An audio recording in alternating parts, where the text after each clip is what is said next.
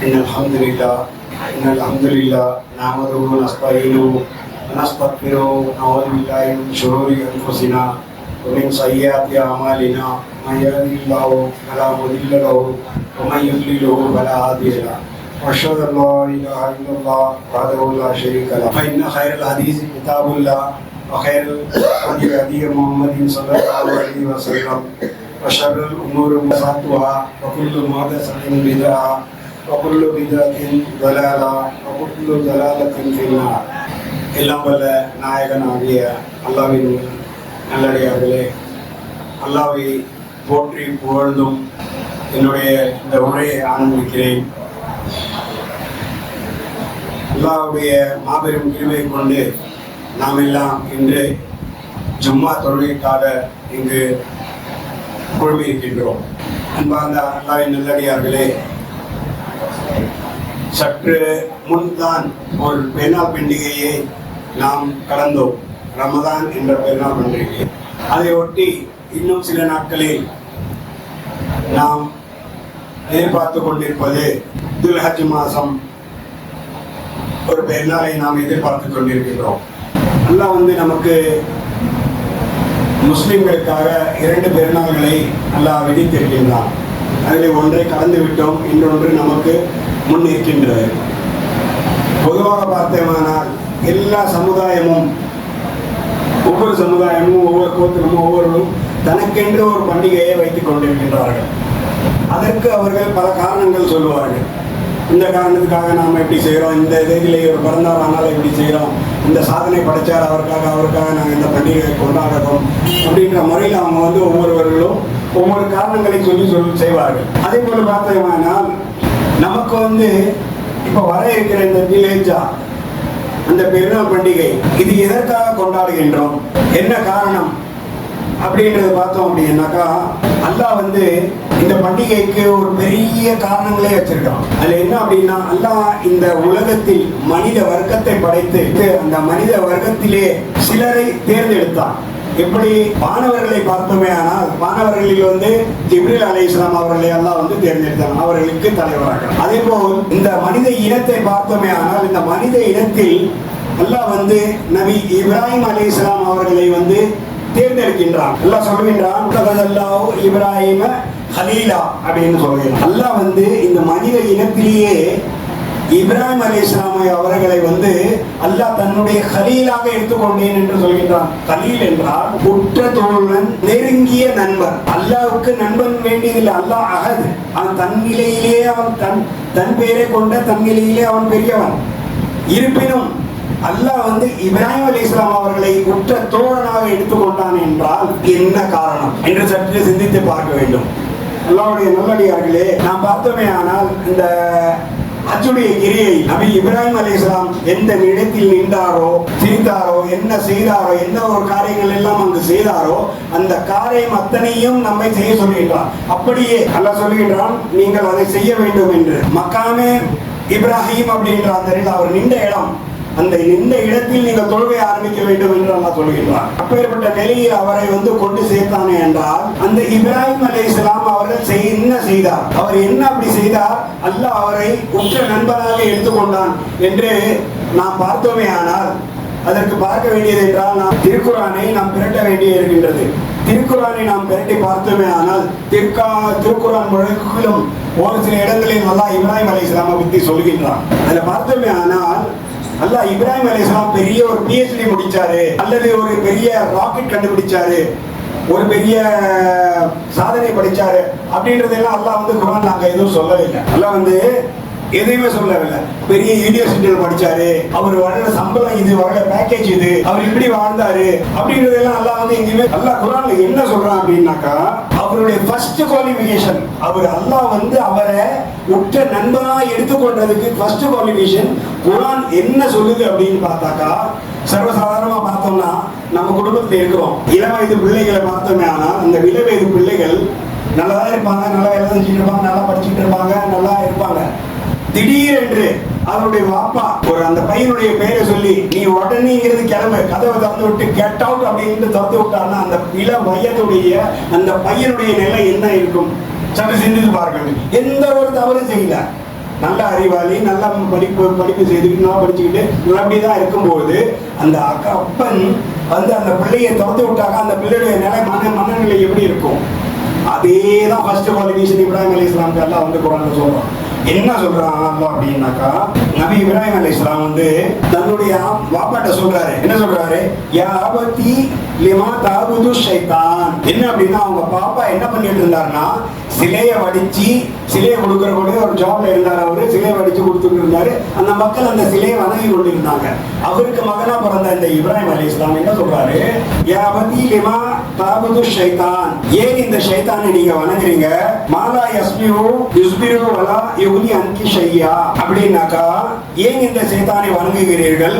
இது கேட்கவும் செய்யாது, சொல்லவும் செய்யாது, பேசவும் செய்யாது. இந்த சிலைகளை ஏன் வணங்குகிறீர்கள் அப்படின்னு அவர் சொன்னாரு. உடனே இப்ராஹிம் அலைஹிஸ்ஸலாமுடைய வாப்பா என்ன சொல்றாரு அப்படின்னா, லா இல்லம் தன்தாயிலா அர்ஜுமன்னக வாஜுர்னி மலியா. இப்ராஹிமே, நீ இந்த செயலை விடவில்லை என்றால் கல்லால் எரிந்து கொள்வேன். என்ன சொல்றாரு பாப்பா? என்ன சொல்றாரு? கல்லால் எரிந்து கொள்வேன். அதுக்கு அவர் சொல்றாரு, இது வந்து ஷைத்தானு, இது வழங்காதீங்க, இது நீங்களா ஏற்படுத்துறீங்க, நீங்களா ஏற்படுத்தி நீங்க வணங்கிட்டு இருக்கீங்க அப்படின்னும் போது அவர் என்ன சொல்றாரு அப்படின்னாக்கா, அவங்க அப்பா என்ன சொல்றாரு? இங்க இருந்து வெளியே கிளம்பிடு, வீட்டை விட்டு வெளியே கிளம்பிடு, உன்னை வந்து கல்லால இருந்தே கொள்வேன், நீ இனிமே இந்த வீட்டுக்கு வேண்டியதில்லை அப்படின்னு வீட்டை விட்டே துரத்துறாரு. இளம் வயது இப்ராஹிம் அலைஹிஸ்ஸலாம். ஃபர்ஸ்ட் குவாலிஃபிகேஷன் அல்லாஹ் குர்ஆன்ல சொல்றான். அவர் தன்னுடைய உற்ற நண்பனா எடுத்ததுக்கு காரணம் என்ன? உண்மையை எடுத்து சொன்னார். வீட்டை விட்டு விரட்டப்பட்டார். First qualification. அடுத்த குவாலிஃபிகேஷன் பார்த்தோம் அப்படின்னா குர்ஆன்ல அல்லாஹ் வந்து என்ன சொல்றான் அப்படின்னா, ஊராட்ட போய் சொல்றாரு, ஏன்பா இதெல்லாம் வணங்குறீங்க? மக்கள் வந்து தனியா நின்று, இத்தனைக்கும் தனியா நின்று எல்லாத்துக்கும் சொல்லிட்டு இருக்காரு. ஒரு நாள் சம்பவம் ஆகுது. பக்கத்து ஊருக்கு ஒரு பண்டிகைக்கு ஊரார்கள் எல்லாம் போறாங்க. நம்ம நாங்க போயிடுறாங்க. இவரை கூப்பிட்டப்ப எனக்கு உடம்பு தெரியல, நான் வரல அப்படின்றாரு. அந்த சம்பவத்துல என்ன பண்றாரு இவரு? அங்க இருந்த சின்ன சின்ன சிலைகள் எல்லாம் உடைத்து பெரிய சிலை தலையில கோடாலி வச்சிடுறாரு. எல்லா சம்பவமும் உங்களுக்கு தெரியும், இல்லன்றதுல புதுசா நான் வந்து சொல்ல வரல. அப்ப என்ன பண்றாங்க, அவங்க வந்து அடுத்த நாள் வந்து பாக்குறாங்க. பார்த்த உடனே என்னாச்சு? மண் பார்த்தபி ஆலயத்தி, என்ன ஆயிடுச்சு இந்த சின்ன கடவுளுக்கு எல்லாம் அப்படின்ட்டு கேட்கிறாங்க. எல்லாரும் வினவறாங்க. வினவும் போது என்ன ஆகுதுன்னா, அதுல ஒருவர் சொல்றாரு, இப்ராஹிம் ஒரு இளைஞர் இருந்தாரு, அவர் தான் இந்த காரியம் செய்ய வேண்டியது இருக்கும், ஆனா அவர் தான் நம்முடைய கடவுள்களை வந்து தவறா சொல்றாரு அப்படின்னு. உடனே கூப்பிடுறாங்க. கூப்பிட்ட உடனே கேக்குறாங்க, யா இப்ராஹிம் மன் பார்த்தபி ஆலயத்தினா, இந்த காரியத்தை எல்லாம் யார் செஞ்சா? நீங்க செஞ்சீங்களா அப்படின்னு கேக்குறாரு. இப்ராஹிம் அலைஹிஸ்ஸலாம் என்ன சொல்றாரு? தனியா நின்று இருக்காரு, தனித்தவர். ஊரார் எல்லாம் இருக்கிறாங்க. ஊரார் இருக்கும்போது என்ன சொல்றாரு இப்ராஹிம் அலைஹிஸ்ஸலாம்? பலா கபீரும், இந்த பெரிய சிலை இருக்கு, அந்த பெரிய சிலையை கேட்டு பாருங்க. என்கிட்ட என்ன கேக்குறீங்க? எனக்கு தெரியாது, அந்த பெரிய சிலையை கேட்டு பாருங்க, பெரிய சிலையை கேட்டு பாருங்கன்னு சொன்ன உடனே அதுல உள்ள மக்கள் என்ன சொல்றாங்க அப்படின்னா, இந்த சிலைகள் தான் பேசாது. அப்படி பேசாது. இப்ராஹிம் உனக்கு தான் நல்லாவே தெரியுமே, இந்த சிலைகள் எல்லாம் பேசாது அப்படின்னு அல்லாஹ் குர்ஆன்ல என்ன சொல்றான் அப்படின்னா, அவங்க அப்படியே தலையை குனிஞ்சிட்டாங்க. யாரு? அந்த ஊர் மக்கள் தலையை குனிஞ்சாங்க. குனிஞ்சிட்டு நான் உண்மையிலே பேசாதுன்ற ஒரு தலையை நம்ம எப்படி கேட்கறது அப்படின்றது அவங்களுக்கு அறிவு புரியுது. புரிஞ்ச பிறகு என்ன பண்றாங்க? தலையை குனிஞ்சிக்கிறாங்க. குனிஞ்ச பிறகு அதுல உள்ள ஒருத்தவங்க கிளம்புறாங்க. என்ன சொல்றாங்க? இப்ராஹிம் விட்டா சரிப்பட்டு வராது, இவர் இப்படியேதான் செஞ்சுட்டு இருக்காரு, இவர் என்ன பண்ணுவோம், அக்னி குண்டை ஒன்று தயார் பண்ணுவோம், அதுல கொண்டு போய் இவரை போட்டு எரிச்சு நான் சாம்பல் ஆக்கிடுவோம் அப்படின்னு முடிவு பண்றாங்க. முடிவு பண்ண உடனே என்ன ஆகுது? முடிவு பண்ண மாதிரி அவங்க அதை செய்யறாங்க. செய்யும் போது இப்ப அந்த அக்னி குண்டத்துக்கு கொண்டு போய் போடுறாங்க. போடும்போது என்ன ஆகுது அப்படின்னா, அவரு தனித்தனியா இருந்தவர் ஊரை எதிர்த்துக்கிட்டு இருந்தது. அவர் கடைசியில ஒரே வார்த்தை சொல்றாரு. என்ன சொல்றாரு? ஹஸ்பி அல்லாஹு நிஅமல் வக்கீல், எனக்கு வந்து என்னுடைய இறைவனே போதுமானவன், ஆனா உதவி செய்வதில் அல்லாஹ் பெருமிதமானவன் அப்படின்றத அவர் உடனே சொல்றாரு. சொல்லி அவங்க என்ன பண்றாங்க? தூக்கி போடுறாங்க. போட்ட உடனே அல்லாஹ் பாக்குறான். அல்லாஹ் என்ன சொல்றான்? யா நாருகூனி பர்தன் சலாமுன் அலா இப்ராஹிம், ஏ நெருப்பே வர்றது இப்ராஹிம் அலைஹிஸ்ஸலாம், அவருக்கு தகுந்த அளவுக்கு குளிர்ந்து கொள்ள அப்படின்னு சொல்றான். அந்த நிலைக்கு கொண்டு போறதுக்கு அப்படின்னா, அந்த நிலைக்கு அல்லாஹ் சொல்றான் அப்படின்னா எதற்காக சொன்னான்? அவர் என் நிலையிலும் இறைவன் தான் எனக்கு உதவியாளன், அவனை அற்ற யாருமே உதவியாளர் இல்லை என்பதை அந்த தௌஹீதை தன்னுடைய வாழ்க்கையில் பறைசாற்றி காட்டினார் அவர். புரியுதுங்களா? நமக்கு என்ன படிப்பினை வருது அப்படி அல்லாஹ் வந்து இந்த குர்ஆன்ல இந்த படிப்பினை சொல்லி என்ன சொல்ல வரான் அப்படின்னு அல்லாஹ் சொல்றான். அம் ஹசிப்தும் மன் தத்குலுல் ஜன்னா, ஓ மனிதர்களே, நீங்கள் என்ன லேசாக சொர்க்கத்துக்கு போயிடலாம் நீங்க எதிர்பார்க்கறீங்களா அப்படின்னா என்ன சொல்றான்? ஜன்னத்துக்கு நீங்க போகணும் அப்படின்னா உங்களுடைய வாழ்க்கையில் ஒவ்வொரு நொடியிலும் ஒவ்வொரு இடத்திலும் உங்களுக்கு வந்து பலவிதமான கஷ்டங்களும் பலவிதமான சோதனைகளும் வரும். கஷ்டங்களும் சோதனையும் எங்கிருந்து வரும் அப்படின்னா அல்லாஹ்வின் புறத்தில் இருந்தா வரும். ஏன்னா அல்லாஹ் என்ன சொல்றான்? நம்ம ஹசிப்தும் மன் தத்குலுல் ஜன்னா, நீங்கள் லேசா இந்த சொதபதிக்கு நீங்க போக முடியாது. எதுவரை என்றால் நீங்கள் அலங்கோலப்படுத்தி உங்களுக்கு பலவிதமான சோதனைகள் அந்த சோதனைகளில் நீங்களுடைய முகத்தை இரவின் பக்கம் திருப்புகிறீர்களா இல்லை மற்ற பக்கம் திருப்புகிறீர்களா என்பதை தெளிவாக பார்ப்பதற்காக தான் அல்லாஹ் இப்படி செய்கிறான். அது பார்த்தோம் அப்படின்னா இப்ராஹிம் அலைஹிஸ்ஸலாமுடைய வாழ்க்கையில பார்த்தோம் அப்படின்னா அவர் தன்னுடைய தகப்பன் அன்பான முறையில் எடுத்து இது தவறு என்று சொல்லி கொண்டு நின்றுக்கும் போது என்ன சொல்றாருன்னா நீ இங்கிருந்து கிளம்பிடி, இல்லைன்னா உன்னை கல்லாலே இருந்து கொள்வேன். ஊர் மக்கள்கிட்ட சொல்லும் போது ஊர் மக்கள் கொண்டு போய் இதுல கொண்டு போய் போட்டுடுறாங்க இல்லையா? அப்பேற்பட்ட நிலையில அவர் இருக்காரு. இருக்கும்போது அவருக்கு என்ன பண்றாங்கன்னா எல்லாம் அதை விட விடல. அதுக்கப்புறமும் சோதனை சோதனை சோதனை சோதனை என்று அவருடைய வாழ்க்கையில எல்லாம் என்ன சொல்றாங்கன்னா எல்லாம் பலவிதமான சோதனைகளை காட்டலாம். இந்த 2 சோதனையும் பத்துல அதுக்கப்புறம் என்ன ஆகுது அப்படின்னா அதே மாதிரி எல்லாம் அவருக்கு ஒரு கட்டளை இடுறான். என்ன கட்டளை இடுறான்? இப்ராஹிம் அலைஹிஸ்ஸலாம தன்னுடைய மனைவி மக்களை கொண்டு போய் எங்க விடணும்? மக்கால. அவர் கிளம்புறாரு. கிளம்பி கொண்டு போய் மனைவி மக்களை கொண்டு போய் விடுறாரு. விடும்போது ஹதீஸ்ல புகாரில ஹதீஸ் இருக்குது. அதுல என்ன அப்படின்னா அவர் கொண்டு போய் விடுறாரு. ஒரு மரத்தடியில அம்மா ஆதராவையும் ஒரு தூள் பை தண்ணியும் கொஞ்சம் ஹஜூரையும் விட்டுட்டு இறக்கி விடுறாரு. இறக்கி விட்டு கொஞ்ச நேரம் இருந்து உடனே கிளம்புறாரு. அவர் எங்கிறது கிளம்புறாரு. கிளம்பும் போது என்ன ஆகுதுன்னா அவர் பாட்டு எதுவும் பேசாம அப்படியே கிளம்புறாரு. கிளம்பும்போது பின்னாடி அம்மா ஆதரா கேட்கறாங்க, இப்ராஹிமே நீங்க விட்டுட்டு போறீங்களே, நீங்க எங்க கிளம்பிட்டீங்க? நீங்க இந்த வீரானான ஒரு இடம், யாருமே ஒரு மனிதர்கள் இல்லாத இடத்துல இந்த இடத்துல நீங்க என்ன விட்டுட்டு போறீங்களே, எங்க போறீங்கன்னு அடிக்கடி கேட்கறாங்க. கேட்கும் போது நபிகள் நாயகம் ஸல்லல்லாஹு அலைஹி வஸல்லம் சொல்றாங்க, அதுல ஹதீஸ்ல வருது, அவர் எதையுமே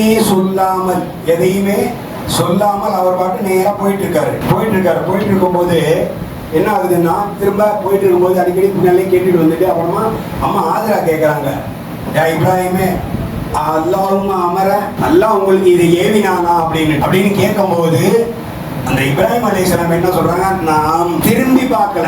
அது அல்லாஹ்வோட தூதர் ரசூல் ஸல்லல்லாஹு அலைஹி வஸல்லம் ஹதீஸ்ல புகாரில வர அந்த ஹதீஸ்ல சொல்றாங்க, அவர் அதுக்கு பதில் திரும்பி பார்க்காமலே சொல்லிட்டு நேரா போயிட்டார். இப்ராஹிம் அலைஹிஸ்ஸலாம் அல்லாஹ் தன்னுடைய தோழனாக உற்ற தோழனாக எடுத்துக்கொண்டான் அப்படின்னா எதற்காக எடுத்துக்கொண்டான்? அல்லாஹ்வுடைய அம்ரு, அல்லாஹ் சொல்லிவிட்டான் அதை செய்ய வேண்டும். அதுக்கப்புறம் எந்த மாற்றமும் இல்லை, எந்த மாற்றமும் அவர் செய்யல. பொதுவாக நம்முடைய வாழ்க்கையில ஏதோ ஒரு கஷ்டங்கள் ஏதோ ஒரு பிரச்சனைகள் வந்தா பொதுவா மக்கள் உண்மையில இந்த வட்டி கடை போயிட்டு காசு பையங்க உங்களுடைய பிரச்சனை தீர்ந்துடும் அப்படின்னு உடனே நம்ம முகத்தை அந்த பக்கம் திரும்பிடுவோம். அல்லாஹ்வுடைய அமர் என்ன இருக்கு? வட்டி வாங்கக்கூடாது, வட்டி கொடுக்க கூடாது. இந்த நிலை இருக்கும்போது என்ன பண்றாங்க மக்கள்? இன்னைக்கு அதை பெருமைப்படுத்துறது இல்லை, அதை அப்படியே செய்யறாங்க.